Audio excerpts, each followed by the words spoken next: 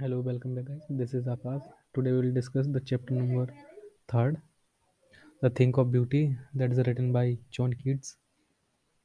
So let's start it. First, we discuss about the chapter.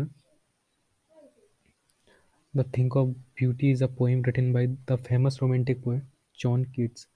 The poem tells about how the nature and its wonder mesmerize us and take away all the sorrow that around us from time to time. Also, if we notice, Endymion is a poem by John Keats first published in 1818. इसमें बताया है कि the thing of beauty जो famous romantic poet हैं John Keats उनके द्वारा लिखी गई है और ये हमें इस पोएम दिखाती है प्रकृति की सुंदरता, दुख जो हमारे आसपास है इन दिनों। और इनकी जो पहली पोएम थी एंडीमियन, वो 1818 में प्रकाशित की गई थी। चलिए अब जॉन कीट्स के बारे में जानते हैं। About the poet John Keats was born in London in the year of 1795. John Keats London में पैदा हुए सन 1795 में और he died in Rome 1821 the age of 25 due to illness. बीमारी कारण ये 1821 में इनका देहांत हो गया और इनकी उम्र उस समय 25 वर्ष थी। He is a romantic poet and his poetry is characterized by sensual imagery and his most popular work, which is series of odes, a lyric poem in which meant for particular subject. इनकी जो उस समय की जो कविताएं होती थी वो इनकी जो किसी पार्टिकुलर सब्जेक्ट किसी पार्टिकुलर विषय से लेकर इनकी बहुत ही ज़्यादा फेमस होती थी। Today in his poem are one of the most sought after creation in English literature. The above given poetry and an expert from the poem Endymion, जो इनकी फर्स्ट पोएम थी एंडीमियन, ये क्वेश्चन आ सकता है। Which was the first poem that is written by John Keats? Then the name is Endymion, a poetic romance 1818 considered be an epic poem, और इसे एक epic poem के तरीके से लिया गया था। चलिए अब हम अपना चैप्टर शुरू करते हैं। चैप्टर का पहले बैकग्राउंड देखेंगे। द थिंक ऑफ ब्यूटी का background. The thing of beauty, इसका background based on Greek mythology about the Stephen named Endymion, his quest for his love Dinah, and how the his quest he falls in love with an earthly maiden who later turned out to be Dinah herself.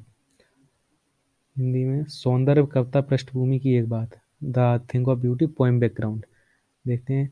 Endymion नाम के एक चरे गाय के बारे में Greek पैराडिक मतलब mythology कथाओं के आधार पर अपने प्यार डायना के लिए उसकी खोज और कैसे उसकी खोज में एक संसारिक युवती से प्यार हो जाता है जो बाद में खुद डायना बन जाती है। अब चलिए हम पोएम शुरू करते हैं। क्या है पोएम, उसकी समरी क्या है। The thing of beauty summary. The summary of the poem a think of beauty is given below, that is written here. A Think of Beauty is a poem taken from the poem titled Endymion, a poetic romance written by the famous poet John Keats. The poet says that beautiful thing is a source of endless joy. It has a eternal beauty which never fades away. A beautiful thing is like a shady shelter that gives us a sleep full of sweet dreams, good health, and relaxation. Our attachment to the earthly things are like a flowery breath. They are traps that bind us to materialistic things and keep us away from the eternal happiness. The earth is full of the hatred, greed, and negativity. According to the poet, the gloom and the sadness caused by the negativity fade away with the positive vibes of the beautiful things that are surround us. इस कविता के माध्यम से जो John Keats हैं वो हमें बहुत ही अच्छी बात बताना चाहते हैं। मतलब देखते हैं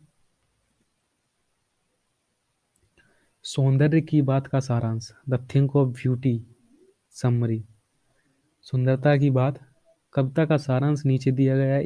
द थिंक ऑफ ब्यूटी प्रसिद्ध कवि जॉन कीट्स द्वारा लिखित एंडीमियन ए पोएटिक रोमांस शीर्षक वाली कविता से ली गई है कविता। ये एंडीमियन जो फर्स्ट उनकी पोएम थी उनके एक किसी पैरा में से ली गई है। कवि कहता है कि सुंदर वस्तु अनंत आनंद का स्रोत है।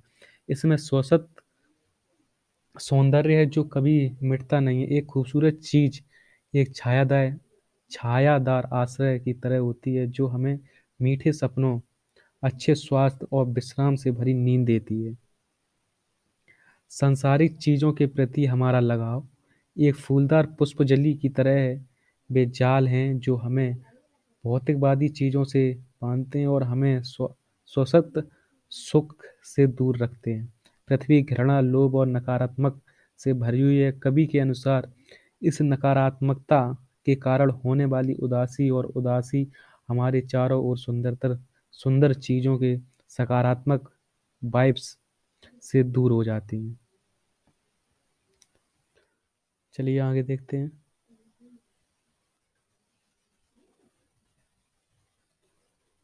The poet lists out some of the beautiful things that are surround us. As the saying goes, beauty lies in the eyes of the beholder.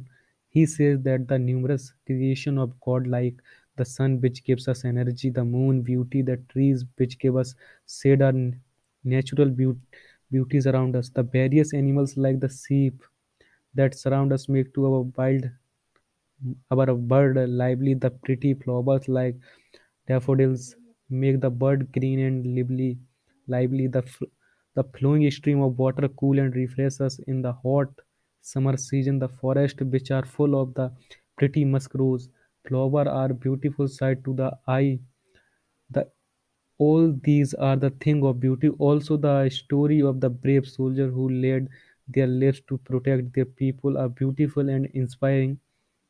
These beautiful things are like to fountain of immortality bestowed upon us by God. They inspire us to live on and maintain our faith in goodness. So let's discuss in Hindi. कभी हमारे आसपास की कुछ खूबसूरत चीज़ें को सूचीबद्ध करता है, जैसे कि कहा जाता है सुंदरता देखने वालों की आंखों में होती है। उनका कहना है कि ईश्वर की असंख्य रचनाएं, जैसे सूर्य जो हमें ऊर्जा देता है, चंद्रमा की सुंदरता, पेड़ जो हमें छाया देते हैं, हमारे आसपास प्रकृति सुंदरता से भीड़ जैसे विभिन्न जानवर जो हमें घेरते हैं, हमारी दुनिया को जीवित जीवत बनाते हैं। डैफोडिल्स जैसे सुंदर फूल दुनिया को हरा भरा और जीवंत बनाते हैं। पानी की बहती धाराएं भीषण गर्मी के मौसम और हमें शीतल और तरोताजा कर देती हैं।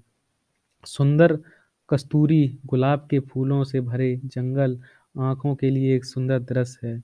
ये सब सुंदरता की बातें हैं। साथ ही अपने लोगों की रक्षा के लिए अपने प्राणों की आहुति देने वाले वीर जवानों की कहानियां सुंदर और प्रेरक हैं।